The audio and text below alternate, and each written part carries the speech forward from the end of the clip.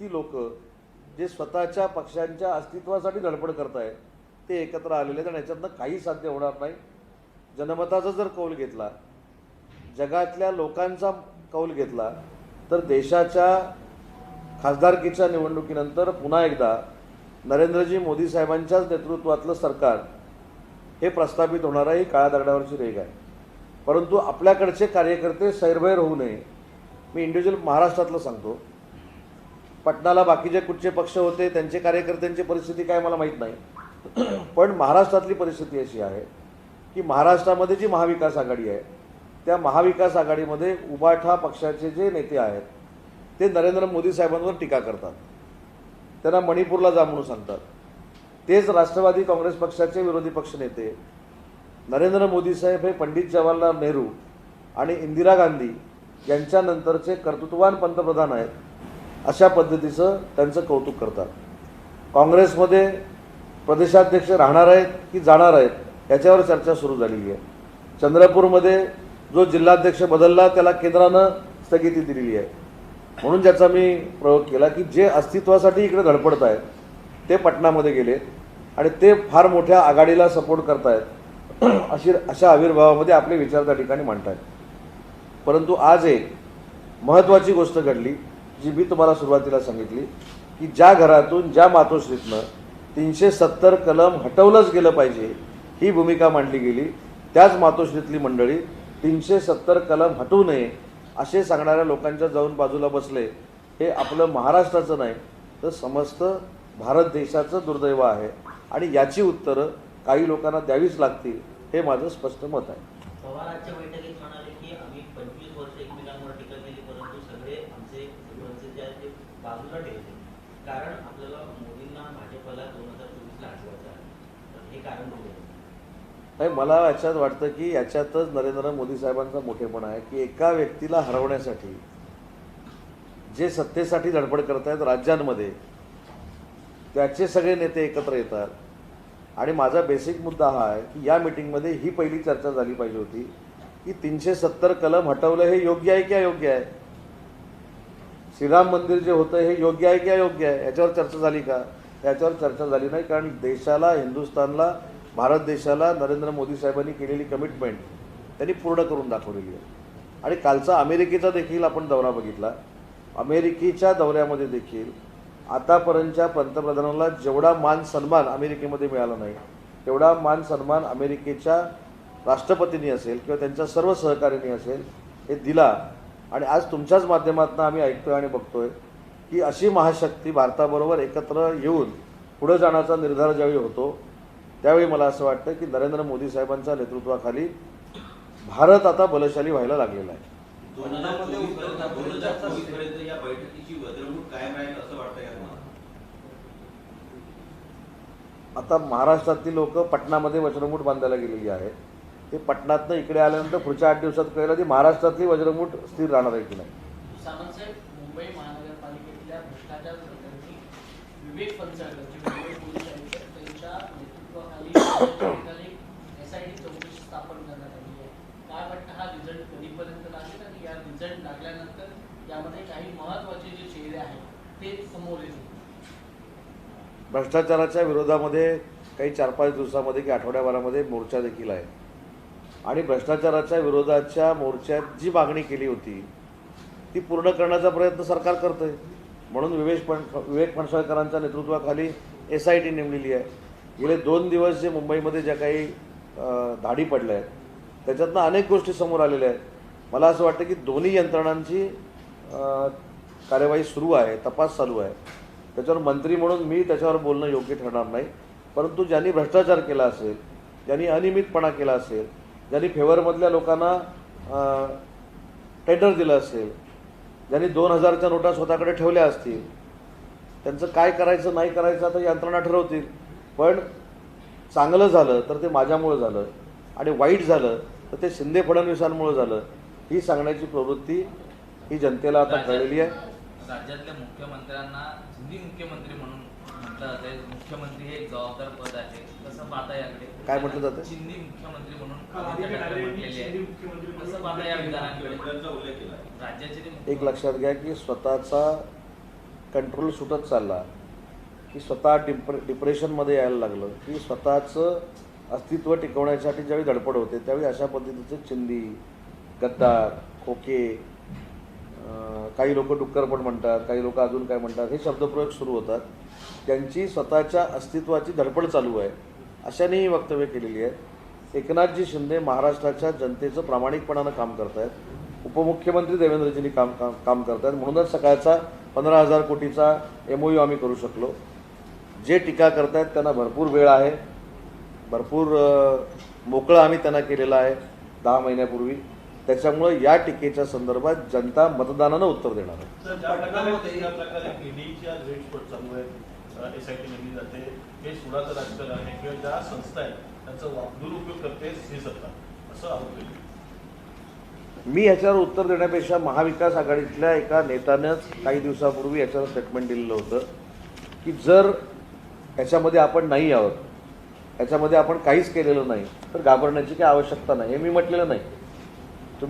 तुम्हीच आठवून बघा की तुमच्याच माध्यमातून महाविकास आघाडीच्या नेत्यानं असं सांगितलेलं आहे. त्याच्यामुळे महाविकास आघाडीचे नेते जर असं सांगत असतील तर मला असं वाटतं की याच्यामध्ये अजून मला उत्तर देण्याची आवश्यकता नाही. पण कुठेही कोणावरही दबाव आणून काही करण्याचा प्रश्न येत नाही. ज्यांनी ह्या गोष्टी केलेल्या आहेत त्यांना सामोरं जावं लागेल. उद्या मणिपूरच्या विषयावरनं सर्वपक्षीय बैठक अमित शहांनी बोलवलेली आहे. मुख्यमंत्री उद्या त्या बैठकीला उपस्थित राहणार आहेत का आपल्याकडे? हे मला त्याची काही कल्पना नाही. त्याची माहिती घेऊन सांगितलं तर योग्य राहील. उद्धव ठाकरेंचं एक स्टेटमेंट आले आहे.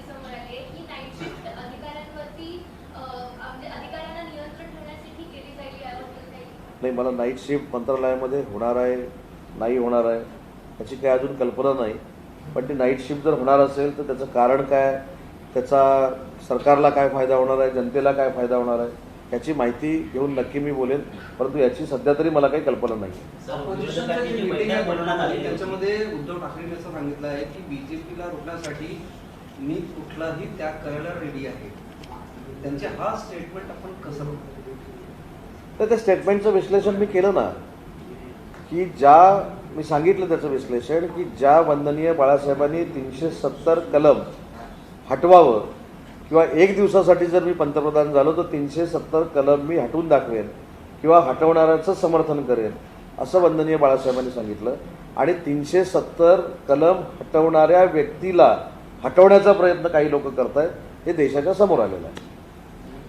संयोजक नेमण्यात यावा या विरोधी पक्ष नेत्यांच्या या सगळ्या बैठकीमध्ये असं ठरलं, परंतु त्याच्यावरती कुठलाही निर्णय होऊ शकलेला नाही. पुढची बैठक शिमल्याला बोलवली. मला असं वाटतं की संयोजक नेमण्यापेक्षा पंतप्रधान पदाचा उमेदवार त्यांनी जाहीर करावा. जी काही मिटिंग झाली ना आता, त्याच्यामधनं संयोजक कशाला पाहिजे, समन्वयक कशाला पाहिजे, जो देशाचं नेतृत्व करू शकतो त्याचं नाव जाहीर करावं ना. एवढं मोठं पटनाला बॅनर बिनर लावायचे, एवढी सगळी यंत्रणा तिकडे न्यायची, तिकडे पोलिसांना त्रास द्यायचा. ज्यांनी भाजपबरोबर सत्तेमध्ये बसले होते 5 वर्ष, त्याच्यानंतर 2.5 वर्ष बसले, ते निमंत्रक म्हणून तिथे, त्यांची काय गॅरंटी ते परत भाजपबरोबर जाणार नाही. त्याच्यामुळे माझं असं म्हणणं की आज माझ्यासारखा कार्यकर्ता जो राजकीय पक्षामध्ये काम करतो तो सकाळपासून विचार करत होता की बाबा आता 4 वाजले, आता तरी पंतप्रधान पदाचा उमेदवार जाहीर होईल, 4:30 वाजले पंतप्रधान होईल. तर समन्वयक कशाला पाहिजे? 1 वर्षानंतर जर निवडणूक आहे, जसं नरेंद्र मोदी साहेबांना हे पंतप्रधान आहेत असं 1 वर्षापूर्वी जाहीर केलं होतं की नाही, तसं नरेंद्र मोदी साहेबांच्या विरोधामध्ये कोण पंतप्रधानांचा उमेदवार आहे? नितीश कुमार आहेत, महाराष्ट्रातले कोण नेते आहेत, की अरविंद केजरीवाल आहेत, की लालू प्रसाद यादवांचा मुलगा आहे, की अजून कोण आहे, ते जाहीर करायला पाहिजे होतं ना. समन्वयक ही गोष्ट लांबची आहे. पंतप्रधान पदाचा उमेदवार जाहीर करा. पंतप्रधान पदाचा चेहरा जर महाराष्ट्रातला असेल तर आपल्याला आवडेल. हे चेहरा आवडायला काय अडचण आहे, पण तो झाला पाहिजे ना. ईडी कारवाईनंतर मोठे मासे गळाला लागतील असं तुम्हाला वाटतंय का? काय ईडी कारवाईनंतर मुंबई महानगरपालिकेची भ्रष्टाचार मासे गळाला लावण्यासाठी ईडीच्या कारवाईची आवश्यकता नाही. बरोबर आहे. मासे ऑलरेडी आमच्याकडे कोकणामध्ये रापण टाकतात आणि ती संध्याकाळची ओढतात. तशी आम्ही रापण टाकलेली आहे. अनेक मासे त्याच्यामध्ये अडकलेले आहेत. जरा पावसाचा अंदाज घेतोय आम्ही, मग आम्ही ओढणार आहे. किती मासे लागले तुम्हाला कळतील. ईडीची आवश्यकता नाही. सर, कोविड हॉस्पिटल स्कॅममध्ये ईडीची कारवाई सुरज चव्हाण पर्यंत पोहोचली आहे. आदित्य ठाकरे त्याला भेटायला पण गेले होते. आता काय ठाकरे परिवारपर्यंत जाणार का ईडी आपल्याला असं वाटतं? मी मगाशी देखील सांगितलं की केंद्रीय तपास यंत्रणा किंवा राज्यातल्या तपास यंत्रणा सुरू करत असताना आपण लोकप्रतिनिधी म्हणून किंवा मंत्री म्हणून स्वतःची अक्कल पाजळणं हे योग्य नाही, म्हणून मी त्याच्यावर काही बोलत नाही. परंतु जे गुन्हेगार असतील त्यांच्याबरोबर एजन्सी पोचतील.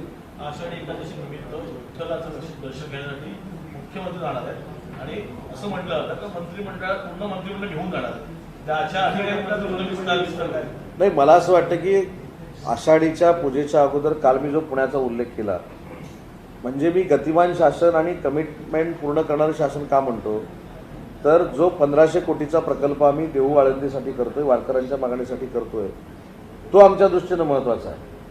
आषाढीला स्वतः मुख्यमंत्री जातीलच, त्यांनी आम्हाला बरोबर नेलं तर आम्ही पण जाऊ, शेवटी विठुरायाच्या चरणी आम्ही जाणार आहोत. परंतु तिथं जाऊन नमस्कार करत असताना आम्ही जे विठ्ठलाकडे येणारे वारकरी आहेत त्यांची इतक्या वर्षाची 30 वर्षापूर्वीपासूनची मागणी पूर्ण करू शकलो, याचं आंतरिक समाधान आम्हाला तिथं गेल्यावर असणार आहे. उद्या शरद पवार आणि सीएम एकनाथ शिंदे एक मंचवर येऊ शकता. मराठा मंदिरचे जे कार्यक्रम आहेत त्याच्यामध्ये शरद पवार साहेबांनी इन्व्हाइट केला होता. आज पटनामध्ये आहे शरद पवार, उद्या सीएम बरोबर आहे. कसं तुम्हाला काय वाटतं? नाही, मला असं वाटतं की मराठा मंदिर ही संस्था, ज्याचा मी माजी विद्यार्थी आहे, मी देखील त्या कार्यक्रमाला आहे, तो संस्थेचा प्रश्न आहे. संस्थेचे पवारसाहेब अध्यक्ष आहेत. जसं मी विश्वस्त म्हणून अखिल भारतीय नाट्य परिषदेवर काम करतो, ते देखील विश्वस्त आहेत. मला असं वाटतं की सामाजिक आणि शैक्षणिक संस्थांमध्ये राजकारण बाजूला ठेवून एकत्र येणं हा महाराष्ट्राची संस्कृती आहे. काही लोक अशा कार्यक्रमाला पण येत नाहीत, ते दुर्भाग्य आहे, दुर्दैव आहे. पण हा कार्यक्रम शिक्षणाचा कार्यक्रम आहे. शिक्षणाला आम्ही कसं पुढं नेणार आहोत? मराठा मंदिरसारखी संस्था, म्हणजे मी ज्या गावातनं लहानाचा मोठा झालो, पालीगाव, तालुका जिल्हा रत्नागिरी, त्या ठिकाणी त्या हायस्कूलमध्ये मी शिकलो, त्याचा मला अभिमान आहे ना. मग त्याचे अध्यक्ष योगायोगानं शरद पवार साहेब आहेत. त्या कार्यक्रमाला मी जाणार आहे. आणि त्या कार्यक्रमाला जर मुख्यमंत्री आले तर तो राजकीय कार्यक्रम कुठे आहे? तो शैक्षणिक कार्यक्रम आहे. आणि शैक्षणिक संस्थेला 75 वर्ष काही 100 वर्ष पूर्ण होत आहेत, म्हणून जर कार्यक्रम असेल आणि त्याच्यातनं दोघे एकत्र आले तर नवल वाटण्याचं काही कारण नाही. सर हिंदी में करते हैं? सर आप पहले अपने हिसाब से सर हिंदी में कर ले तेलुगू हाँ हां सर मॉडरेट कर ले. हां सर हां मराठी एक दो लोगों का जनरल बाईटच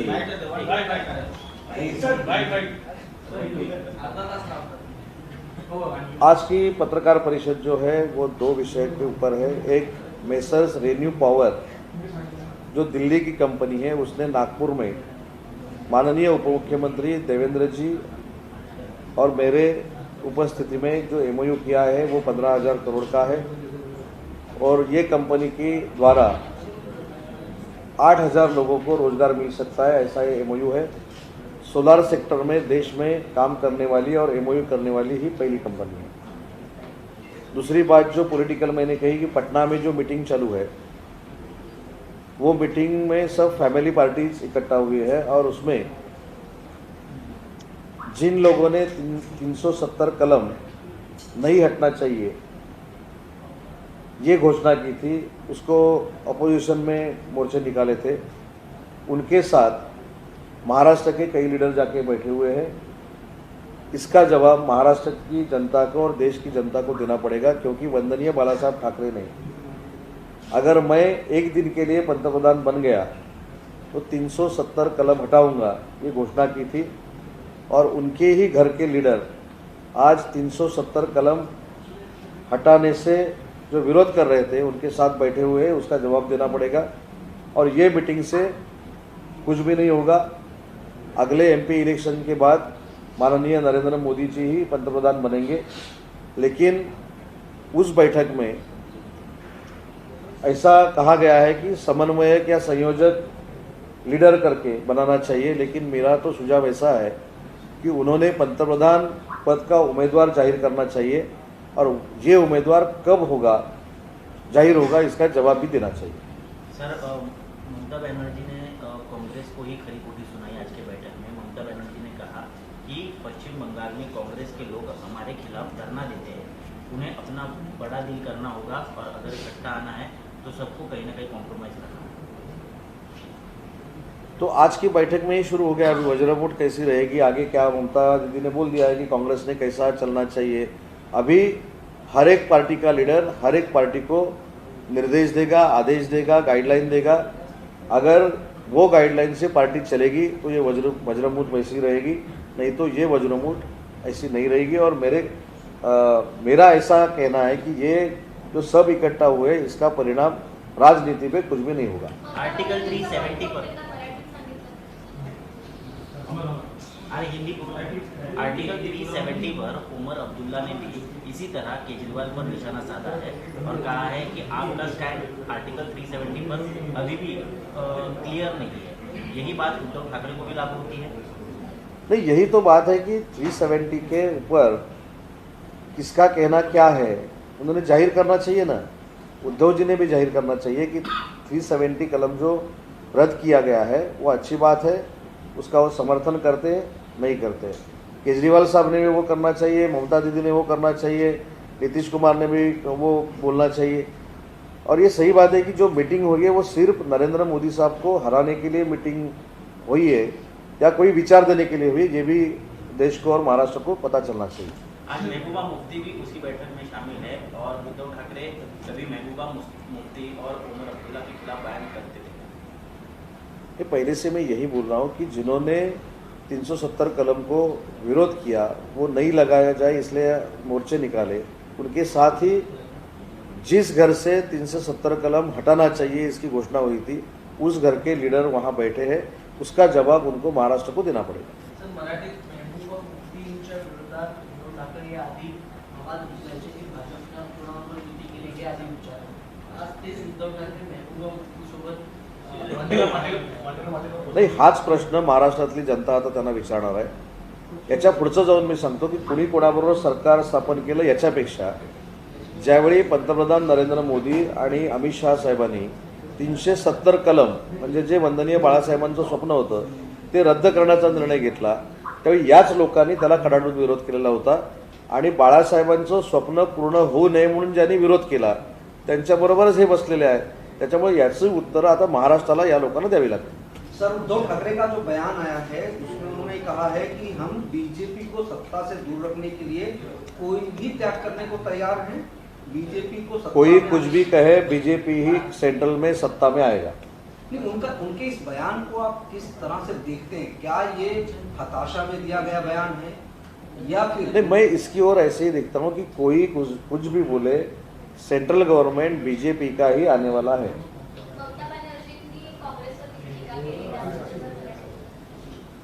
आजची मीटिंग महाविकास आघाडीची होती की एकामेकाची उणीधुणी काढण्याची होती मला माहीत नाही। ममता दीदींनी काँग्रेसला खडसावलं, उमर अब्दुल्लांनी अरविंद केजरीवालांना खडसावलं। मला तर आश्चर्य वाटतं की उद्धव बाळासाहेब ठाकरेचे शिवसेनेचे जे प्रमुख आहेत त्यांना तर कुठं बसवलं होतं आपल्या सगळ्यांना माहिती आहे। शेवटी असा देखील कोणाचा अपमान होता कामा नये। त्याच्यामुळे याच गोष्टीचा देखील भविष्यात प्रत्येक पार्टीचे कार्यकर्ते विचार करणार आहेत आणि पहिल्याच बैठकीमध्ये जर हमरातुमरी होत असेल, जर काही अलबेल नसेल, त्याच्यातनं संयोजक कोण हे फायनल झालं नसेल, माझं तर म्हणणं आहे संयोजक डिक्लेअर करण्यापेक्षा पंतप्रधान पदाचा उमेदवार जाहीर करावा। ऐसा पहली बार हुआ है कि उद्धव ठाकरे परिवार महाराष्ट्र से निकलकर बिहार तक गया है और पार्टी की जो स्थिति है उसके मद्देनजर ये कदम उठाया जा रहा है या फिर महाराष्ट्र से अनेक नेता पटना गए हैं लेकिन उसका कुछ भी फायदा नहीं होगा। नरेंद्र मोदी साहब ही पंतप्रधान बनेंगे। शिवसेना में ही हूँ।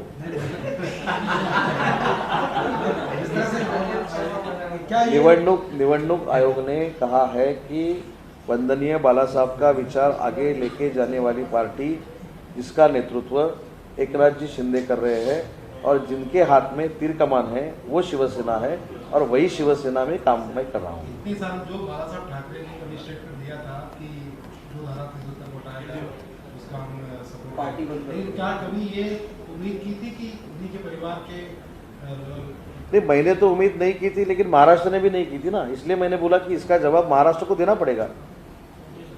Thank you.